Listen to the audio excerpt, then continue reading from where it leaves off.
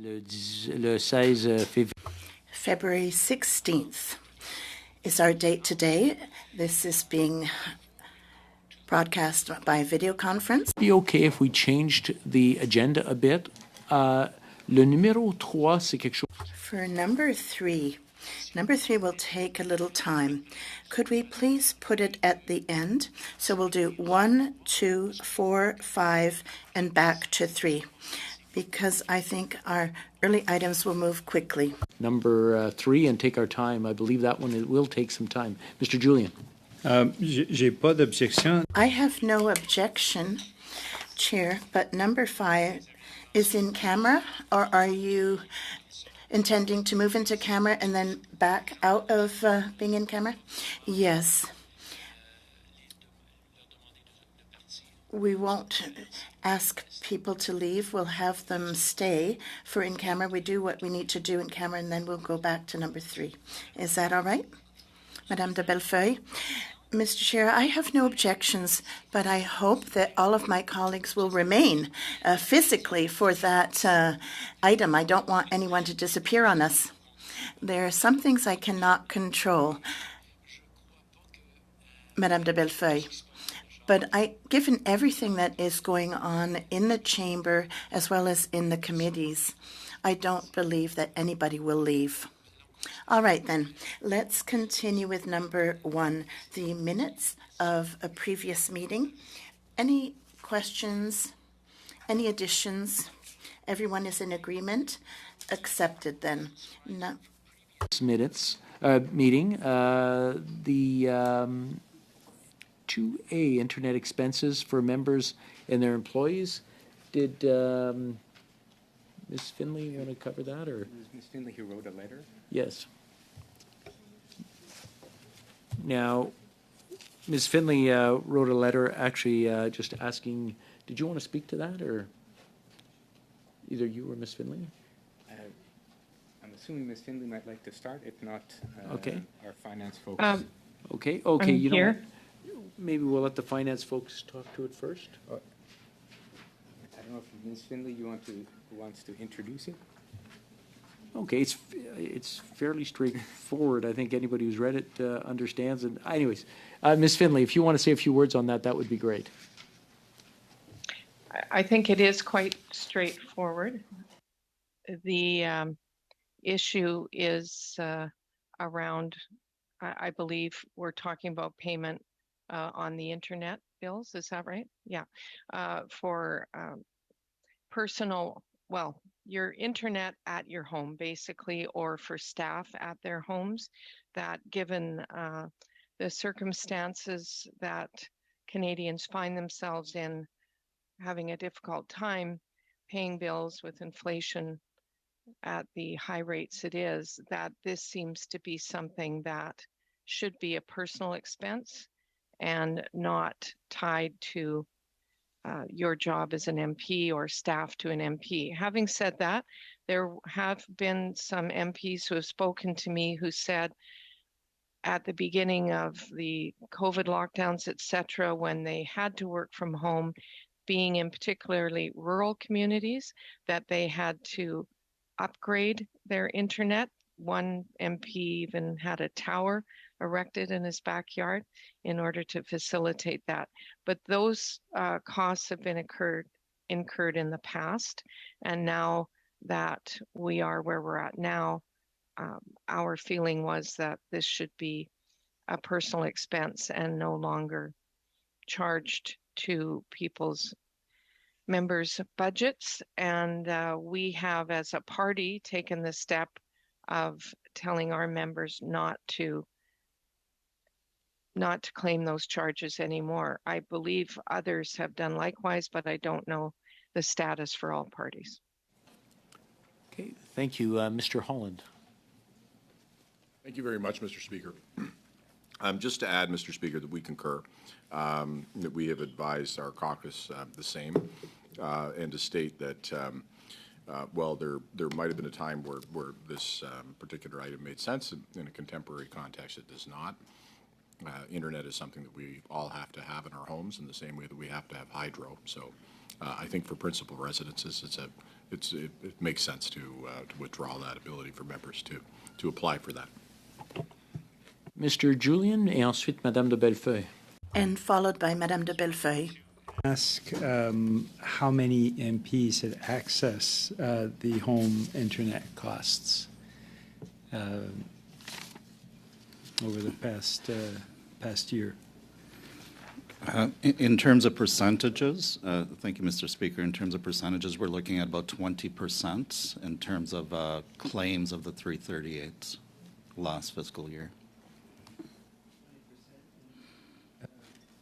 Thank you for that. And MPs from all parties, or MPs, was it preponderantly from one party? That would be from all parties, and that's primary residence only. Yeah.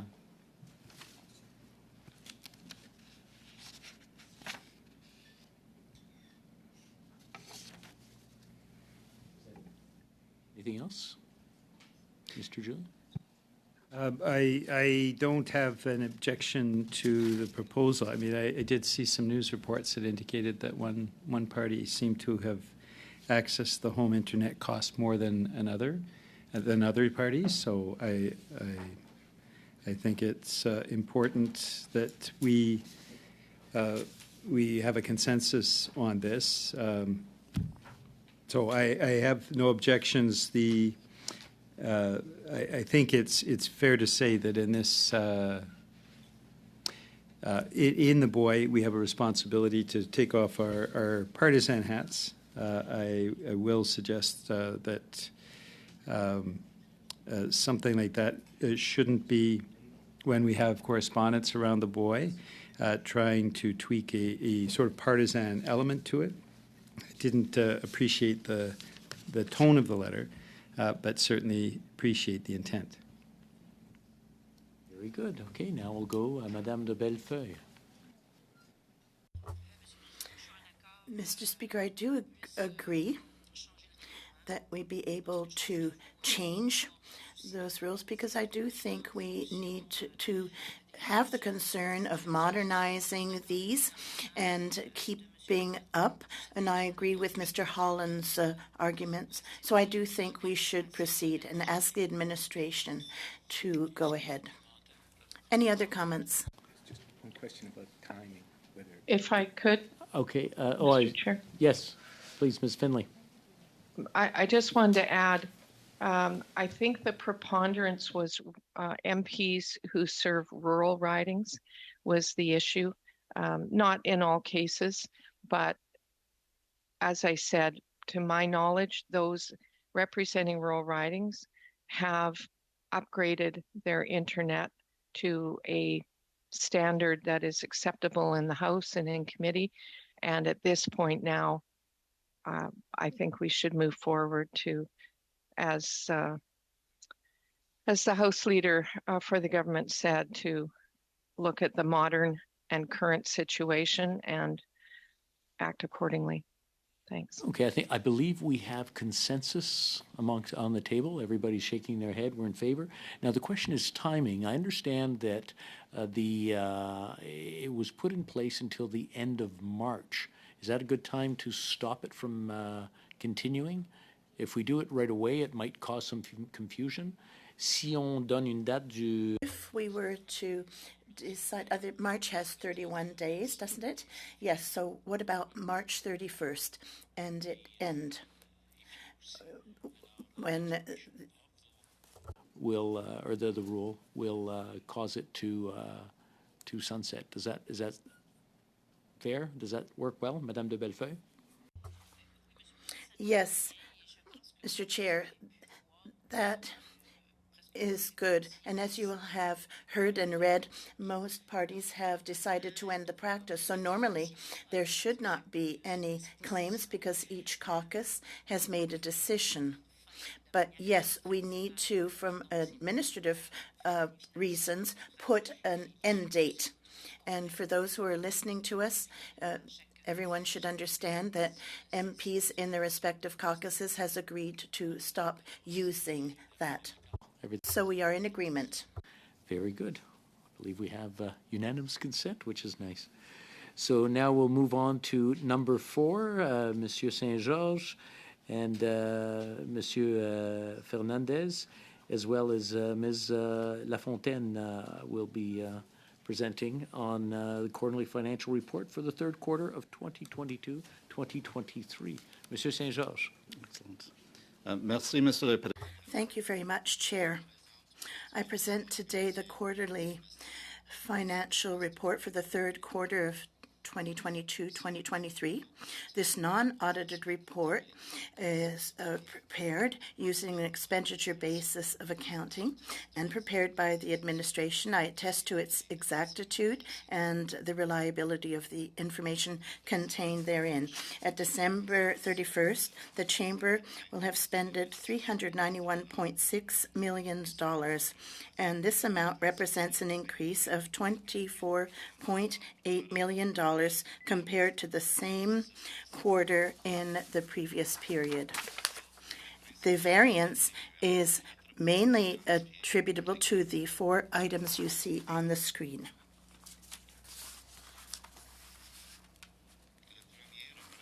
The first represents more than half of the variance, $11.6 million, and it corresponds to the increase in travel expenses subsequent to the increase in activity following the end of public health restrictions. Increase of $3.6 million in equipment costs, mainly due to equipment delivery delays in the previous year and IT projects in support of members and equipment lifecycling. The third item is also attributable to increased parliamentary activities and amounts to $3.1 million for supplies for food services and printing services. Finally, the fourth item accounts for $2.7 million, an increase mainly for IT projects and initiatives related to members' security enhancements and higher hospitality costs. Most importantly, it should be noted that as of December 31st, the House was operating within the approved authorities, and there are no other financial material variances or concerns to bring to the Board's attention. Mr. Speaker, this concludes my presentation. I welcome any questions the Board may have. Commentaire? Are there any comments? Okay, thank you very much. Sorry, Mr. McKinnon. Question très brève. A very brief question, and thank you very much to all of you for your service and usual rigor. If I've understood correctly, after the health restrictions were lifted and the activities on the Hill resumed, this is what gave rise to the increase compared to last year. Yes, Mr. McKinnon, 100% is true because of the increase in parliamentary activity. Questions? Okay, we'll now go in camera. So we're going to take 2 minutes, bit of a break, and then come back. While we're in camera, that shouldn't be very long, so I'm going to ask those who are not privy to this to please vacate.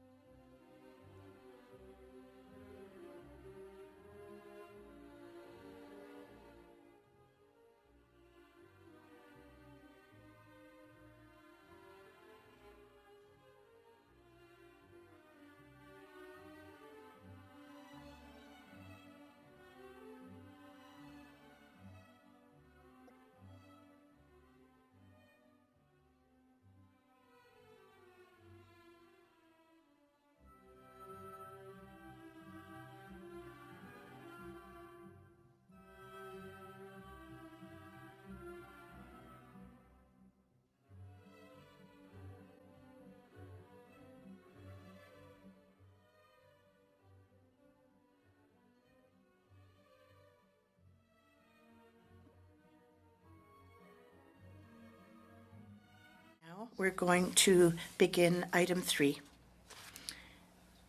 Thank you for agreeing to changing our agenda so we can spend more time on number 3 because it's a matter that is very important to everybody here. And before I begin, I would just like to call on Mr. Jazz to introduce this matter to provide some context. Thank you very much.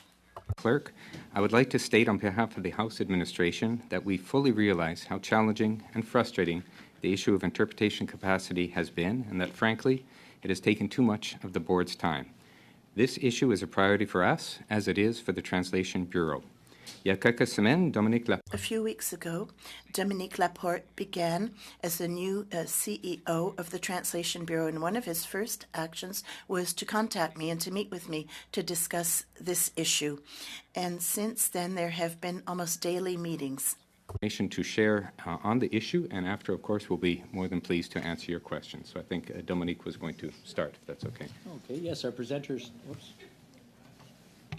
Our presenters today are Monsieur Dominique Laporte, Chief Executive Officer, Translation Bureau, Matthew Ball, Vice President, Translation Bureau, Ian McDonald, Clerk Assistant, Committees and Legislative Services Directorate, Scott Lemoine, Principal Clerk, Committees, and Stéphane Aubé, Chief Information Officer. Now we'll turn it over to Monsieur Laporte. Bienvenue et félicitations. Welcome, Mr. Laporte, and congratulations on your new position.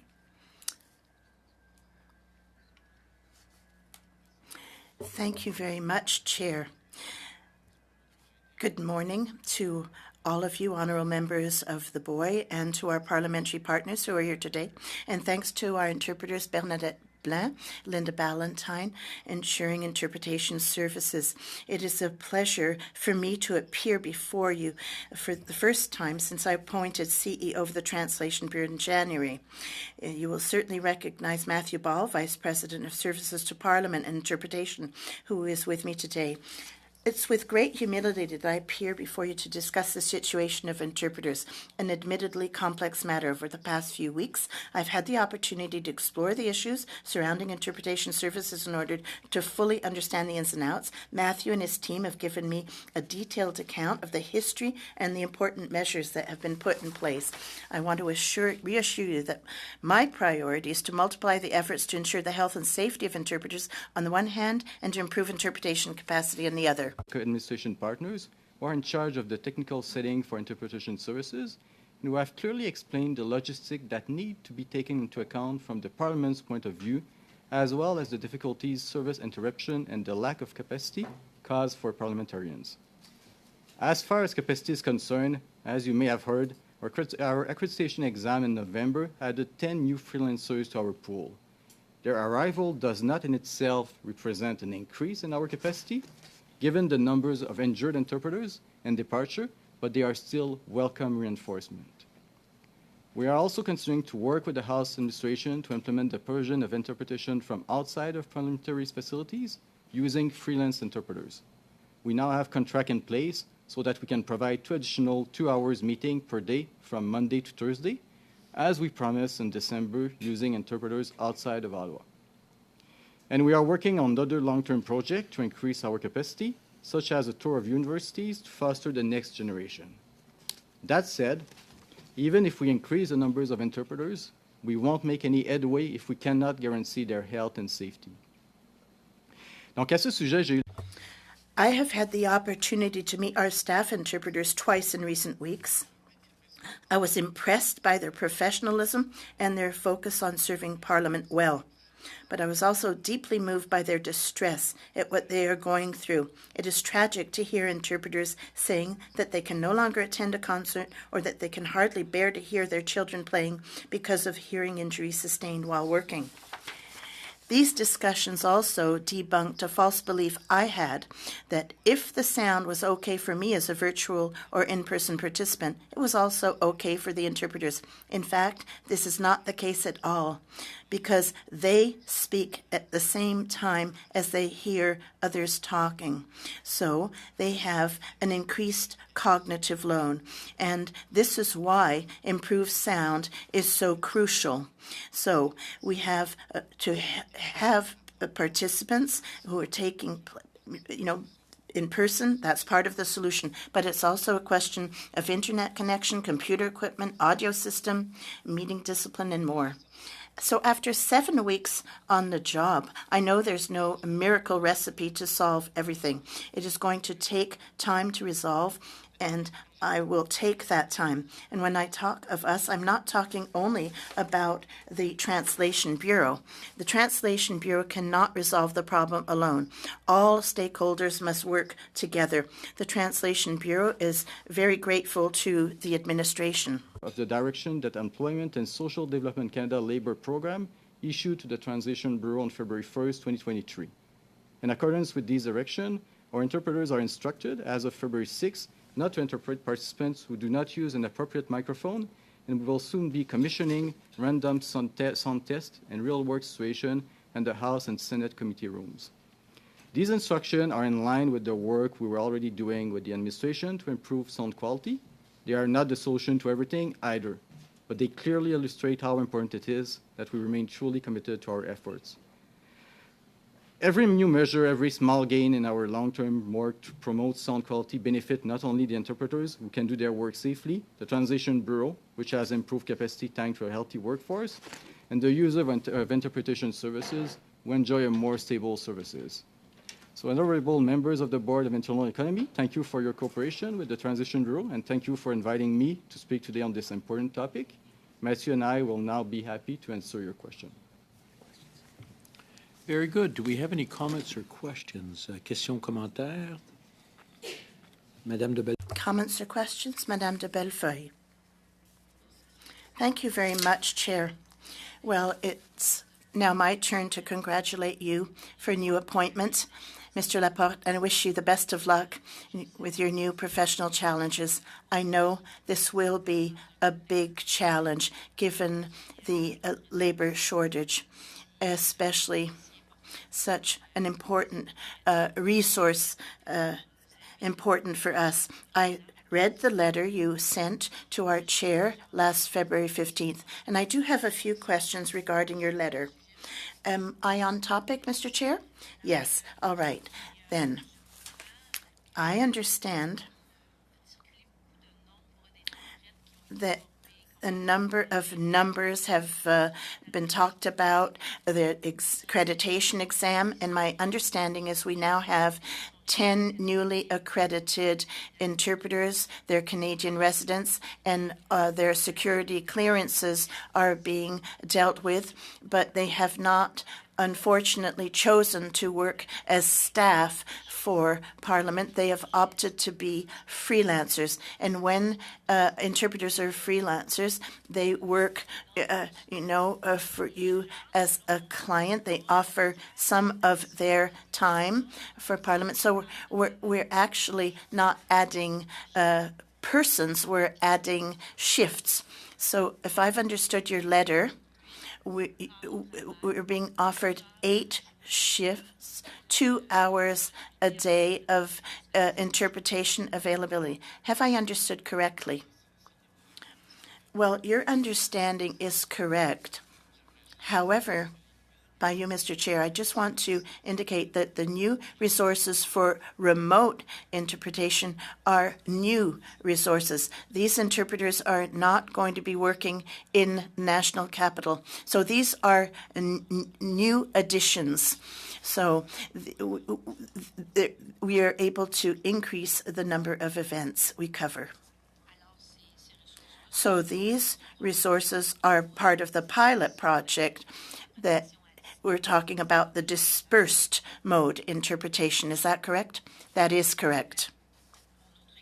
My other question, Mr. Chair, who will decide, Mr. Laporte, those 8 hours, well, this new availability for interpretation? Who will decide where they are assigned? Because the Translation Bureau is solicited by the House of Commons chamber, the Senate. Who will decide where those new resources will be sent to? I'll ask Mr. Ball to answer that. Thank you, Mr. Chair. The Translation Bureau works out the daily program of assignments based on our clients' needs. And as you know, the Translation Bureau makes it a priority to serve Parliament. So the resources who come are assigned in priority for Parliament. Once they work for us, we decide what meeting they are going to work at. Anything else you wanted to add, Mr. McDonald? Yes. When the resources are made available by the Translation Bureau, the whips then decide how the capacity, the available capacity, is used for meetings. It can be a committee meeting or another type of meeting, but normally committees are prioritized. But that is always a decision left for whips to take. If you'll allow me, Mr. Chair, do we have to share these available resources with the senators, or are they going to be there for the Parliament and the Chamber? If you'll allow me, the freelancers who work for the Translation Bureau work for both the Parliament in priority before Government of Canada clients. But who will decide that they're going to go to the Senate or to the House of Commons when the demand at House of Commons is not even yet being met? Who will be the arbitrator? How will we reach agreement? What is the mechanism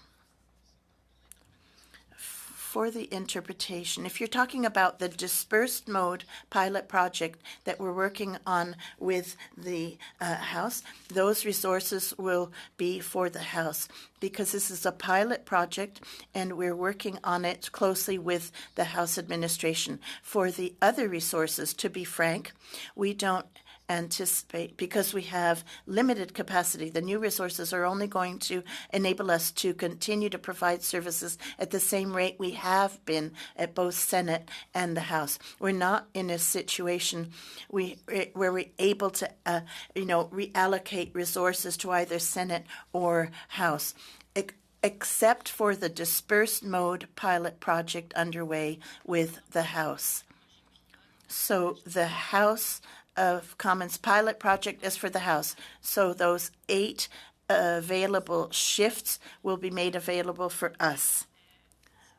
Now, please tell me, and maybe my question is more for Mr. McDonald, when will we implement these new shifts? Do we have a start date for that? There's no start date for using this new service. We're still doing testing at this time. We know that, once we know that the testing shows that everything's worked, then we'll have some demonstrations for whips and House leaders to try things out and show exactly how it will work and go into more detail, explanations, and then we'll want to try it with other types of meeting, not necessarily committee meetings, but other types of meetings that require interpretation.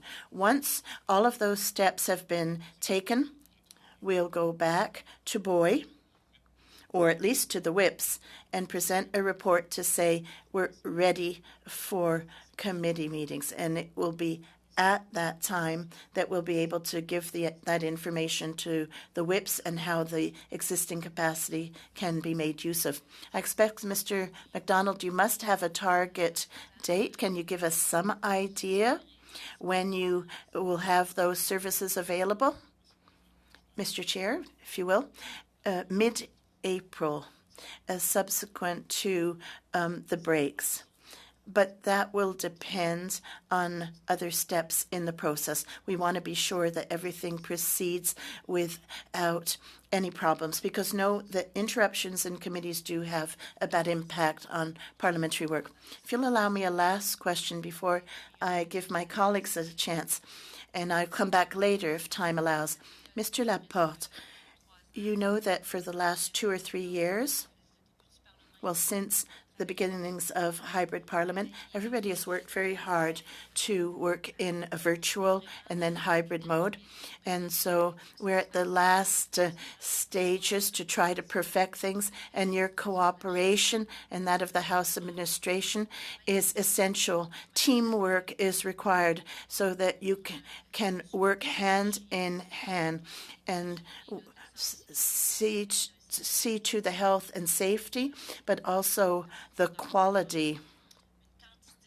And of course, we need to be able to meet the needs of parliamentarians.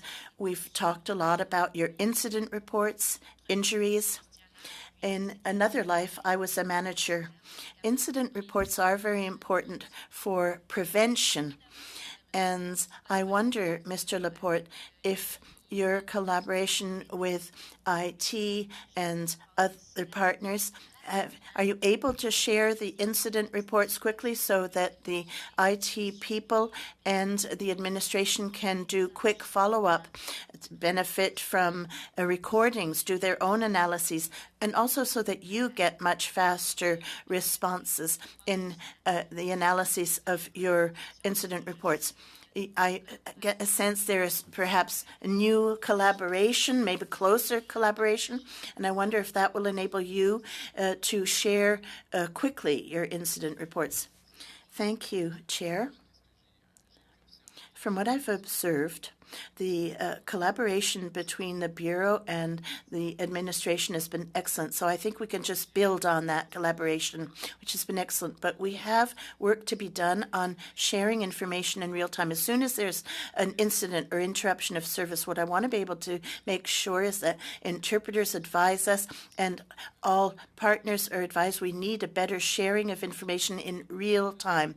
And right now I'm working on the recruitment of a new resource that will be in charge of these protocols. For me, this is important. If we want to be able to correct certain situations, as well as highlight those issues that are purely technical or those that put at risk interpreters' health and safety, we need the kind of technological platforms that enable us to share information in real time. Mr. Holland, Mr. Julian. Merci beaucoup. Thank you very much, and congratulations, Mr. Laporte.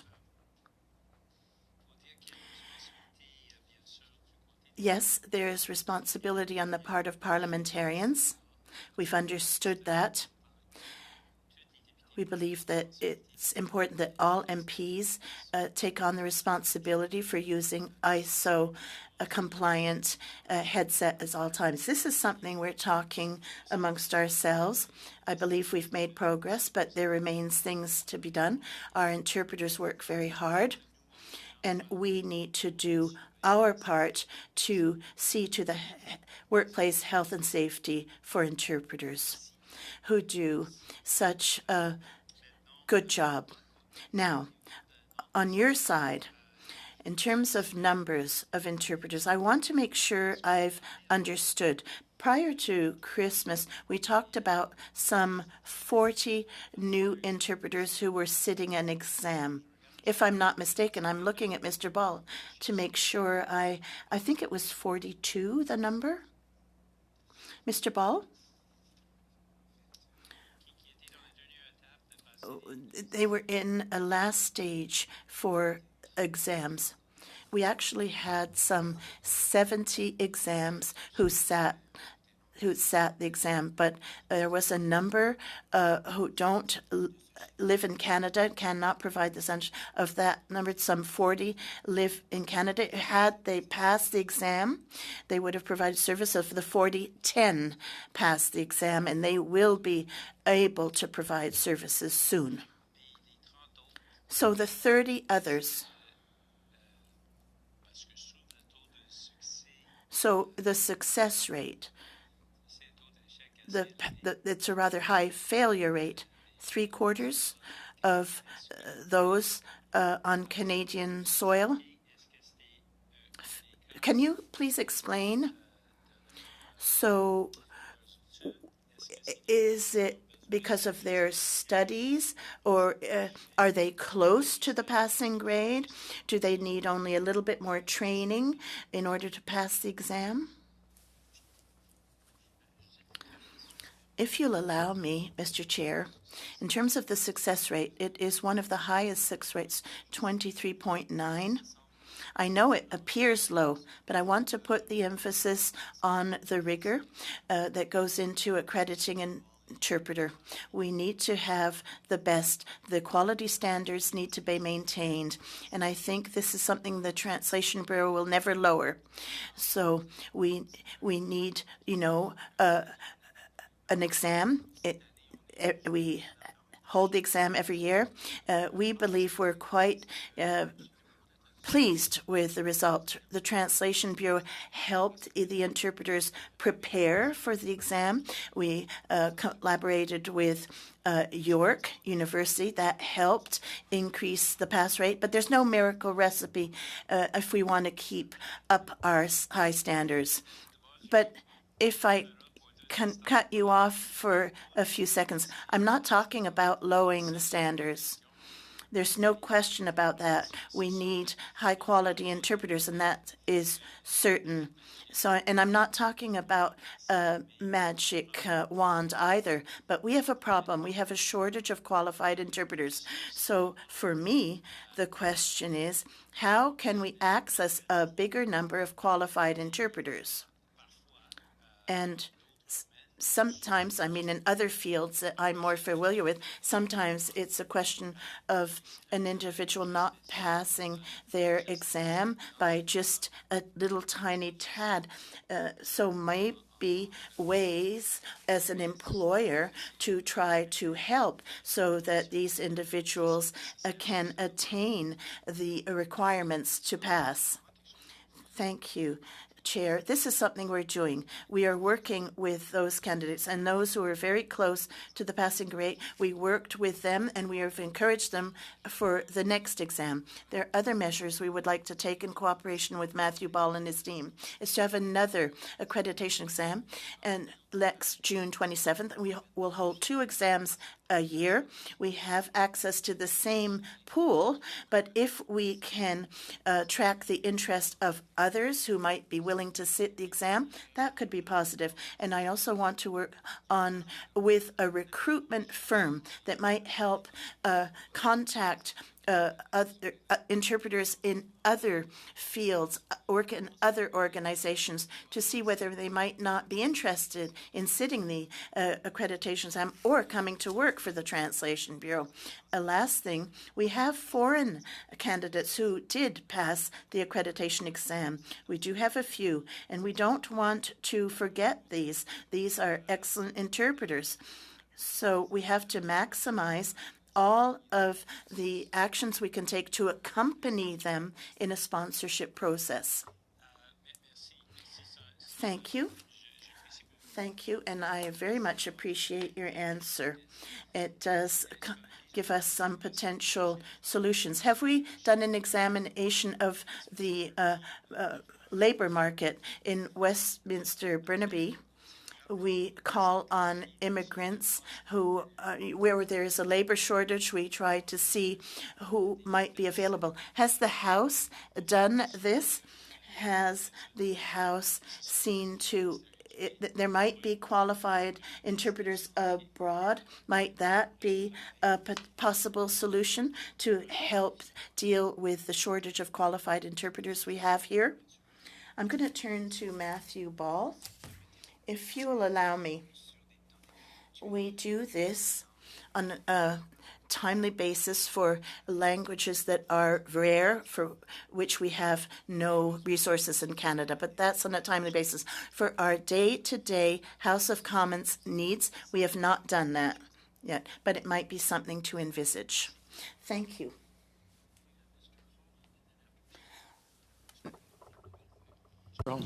Thank you very much, Mr. Speaker. I just want to start by thanking House Administration Interpretive Services. An enormous amount of effort has gone into expanding interpretation services, to improving quality, and to dealing with the concerns of members. I want to acknowledge that work. I want to acknowledge that we've seen service standards improve, that quality is actually better than it was during the pandemic, which is important. We often forget that even when we're talking about hybrid, even prior to hybrid, we had an enormous number of witnesses who are participating virtually. So an enormous amount of the volume the House was already dealing with was dealt with at distance. So the improvement of that was important not only for the contemporary circumstance where we have hybrid sittings, but of course is also important with respect to with respect to the witnesses that already existed. I guess because Mr. Speaker, I just want to be plain on this. We do spend about 50% of VOI talking about interpretation services, and it is incredibly important. I don't want to diminish it. It's exceptionally important that those services are available and that we are able to conduct our business in both languages. But I am anxious to find a way, hopefully, to not have this become a one-hour standing item on every meeting. But maybe what we can do is give this a little breathing room to take a look at the changes and the work that's being done, and to be able to come back at a time to have a bit of an evaluation of how that's working. And one of the things that I think would be helpful, because I know there were 13 different instances that were enumerated where there was a concern where interpretation was stopped because there was a feeling that the meeting couldn't continue because of quality of audio. And then in a subsequent review, there wasn't really a finding that there was something going on with that audio. Because the audio is registered, maybe it would even be appropriate for us to be able to hear what those problems are, because to be able to hear in instances where audio is stopped and where interpretation isn't able to be provided, if we could go and receive that as a whip's office to be able to hear that audio, and so we can specifically go and talk to the member about what the problem was and sort of forensically be able to dive into that, and also for us to be able to hear in real terms what is happening with that audio and what concern may be there. Because, of course, the service standard we want to deliver on, as I speak in person right here, right now, I am speaking through technology that goes into a soundproof booth. So there is a digitization of my voice that is occurring even as I'm here in person. So it seems to me that it's a reasonable objective that we should be able to get to a service standard, or at least that it should be the objective as quickly as possible to get to a service standard that if you were to put me, like the Coke and Pepsi Taste Challenge, in a soundproof booth, that I could listen to audio that was that came from virtually and came from in person, and to have that be indistinguishable in terms of what the source of it was. And obviously that's our goal. But thank you, Mr. Speaker, and I just really want to take the opportunity to thank House Administration and Interpretive Services for their work. Very good. Now we'll go. Nous allons continuer avec Madame. We're going to continue with Madame de Bellefeuille. Thank you, Chair.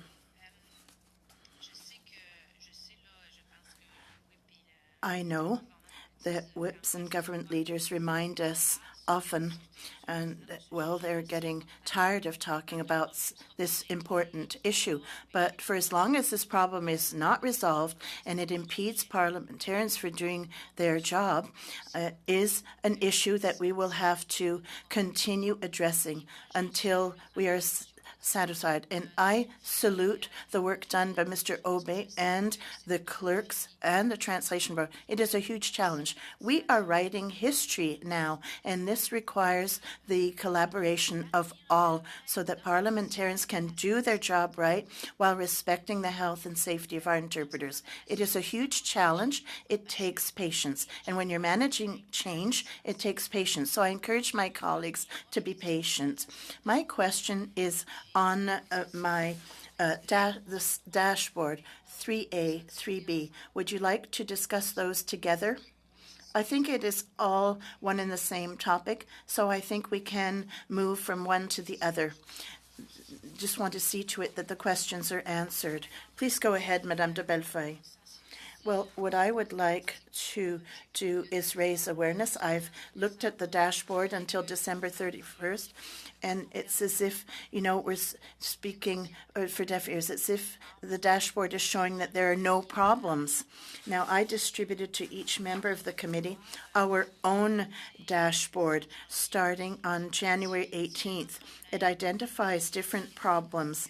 In the 2 official languages, I tabled the document. You all have the document before you.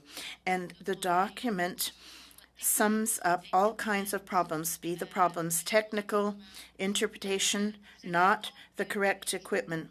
And you will note that every day a number of committees were interrupted at varying degrees because of different problems. And quite sincerely, when I examine our dashboard, and I've shared it with everyone, even those in charge of clerks, I must say I'm not reassured because almost all committees have been interrupted. So I'm a person who focuses on solution mode, and would like to do is raise the awareness of clerks. We had decided together to make efforts to see to it that the number of in-person witnesses increase, because the best way to protect our interpreters is to have in-person attendance. Now, we cannot deny that virtual exists. It existed before the pandemic and now. But before the pandemic, 70% of witnesses testified in person, 30% virtually using video conferencing equipment. Now, my question, given everything we've experienced in the last 2 weeks, what is the clerk's game plan? What are their directives? What are their goals to reverse this trend so that it's closer to 60-40? What actions are going to be put in place for witnesses? What are the objectives to revert this trend so that next time we look at the dashboard, we see movement in the right direction? Mr. MacDonald. Thank you, Chair. Thank you, Madame de Bellefeuille, for your question. And I'll take this opportunity to mention that for a first time, we've included in the dashboard under number 6 a table containing information on the number of witnesses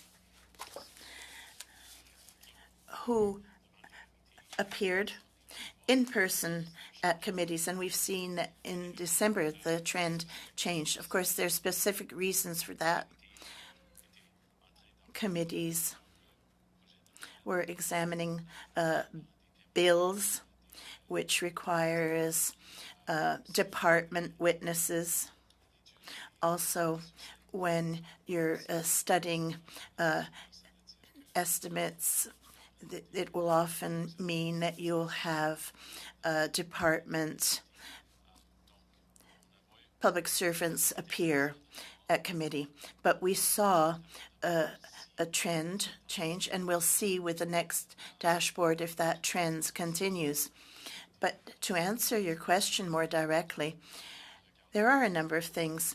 We're examining the invitations that we send to witnesses to provide them with information. It's always an invitation at a first stage. We give a witness the choice. And based on the motion adopted in the Chamber April 6, 2022, it remains a choice for witnesses to be either in person or virtually. In any event, I think that if committees share with their clerk that they have a preference of having in-person witnesses, that preference can be shared. Always, of course, leaving the witness take the final decision. But if you have witnesses in the national capital area, it's much easier for them to attend in person. But for witnesses who are in Vancouver or other areas where travel is much longer, maybe coming to Ottawa could still be an option, or appear virtually. Go ahead. Mr. McDonald, what I'm saying is there's a way to issue invitations so that you can raise the awareness of witnesses, explaining that we are experiencing health and safety issues. I think witnesses would no doubt be very open, and if they're able to travel, they will do so. I think we all have to be working towards a higher rate of in-person testimony. We have many witnesses, between 2,000 and 3,000. So if we can reduce, the number appearing virtually, I understand this is a goal for your team. Yes, it is something we are examining closely, and it's one of the reasons we've included this in the dashboard.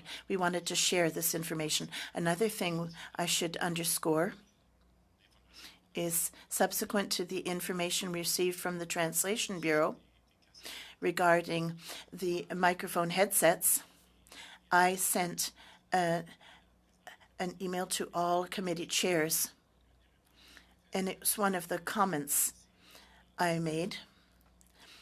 It is an option for committees to have in-person witnesses, and it could improve the quality of sound and reduce time taken for testing.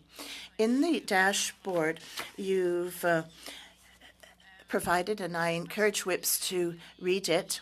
We note that there are clerks who don't coordinate tests or pre-tests. You've given examples. February 1st, government operations, sound tests not done.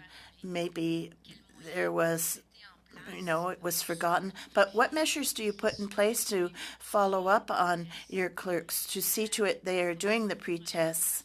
How do you go about that follow-up? How do you and your team do this?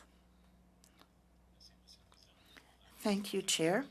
We will do follow-up with our clerks to remind everyone of the importance. We also work closely with Stéphane's team and those in the room providing technical support. We also work with the Translation Bureau and the interpretation team to see how we can improve those processes. And we are reviewing that. And we discussed that this week. And we aim to make improvements in our processes on this very specific issue in the coming weeks. I don't want to have my colleagues become impatient with me. Is it true that the MPs who participate either in chamber or in committees who participate virtually are not pre-tested before taking the floor? Mr. Chair, if you will, for a certain period of time recently, yes, that was a decision taken because there's a testing system that is available for MPs. They can contact an IT ambassador. That option was still available. MPs often participate in meetings in person, so it was found to be less necessary at a given point of time, and that is one thing we are revisiting now. Is it also true that interpreters do not participate in those pre-tests? It is only the IT people who do this with witnesses without involving the interpreters. I think I will ask the Translation Bureau to answer, and I'll add if necessary. May I answer, Chair? There was a time when interpreters actively participated in sound tests. Then interpreters were removed from doing the sound tests, and now we're revisiting the protocols to see to it that interpreters do participate once again in those tests. If you'll allow me, Mr. Chair, to share a thought. I've just heard Mr. Holland's intervention earlier, and I'm thinking, if we do tests without the interpreters, and the IT people consider the quality of sound proper, but after the meeting begins, interpreters deem the quality not to be sufficient, we're not being efficient. We should do the tests with the IT, with the interpreters, and that the two parties agree when the meeting starts that the quality of the sound is adequate. That way we'll save time for a translation bureau and IT analyzing. After all, they are partners. They have to agree that it's been a successful test. So this is what I propose. I'd like to influence our colleagues. I believe this would be a good solution. Another thing, you yourself saw that in the chamber, I had called a motion because I noted that the improper equipment was being used, but nobody advised interpreters. There's no process in place to see whether equipment is appropriate. How are we going to do this? Mr. MacDonald, how will we do this in committees and ultimately in the chamber? If we do not test the MPs, how will we know whether they are using the correct equipment?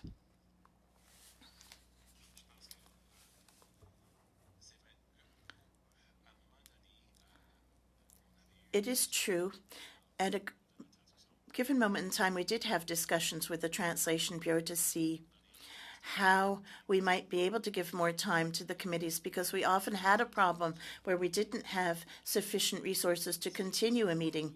And the decision at that time, and I'm talking about the fall of 2021, during the elections period. And the decision was made that the tests done by the technical team would be sufficient and it would provide more capacity for committees. Because when the tests were done by the interpreters as well, it reduced the time available for committees. So it was with a view to being more efficient and to give as much time possible for the committees meeting. But now, given the incidents we've had most recently, we think it is important to go back to that former practice. And we know that Translation Bureau is examining this with the interpretation team. It is something we've asked for already going back a few weeks before Parliament resumed, and now we're examining that with our Translation Bureau colleagues to see how we can revert back to that practice. Questions or comments? We have no. Sorry, we have Mr. Obey who would like to take the floor.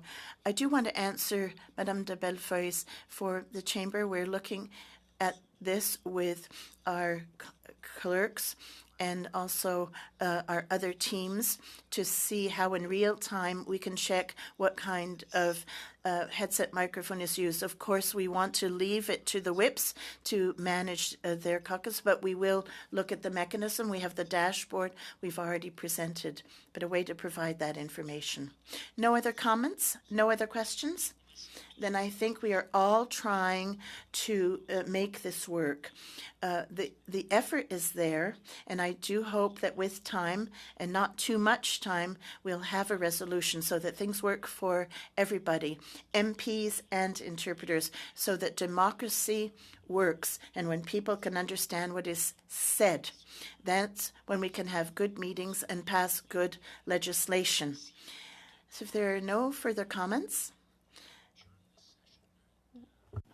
I want to thank everyone for coming out, and thank you to our witnesses. And again, Monsieur Laporte, congratulations on your new position. Alors, this session is now ended. Thank you.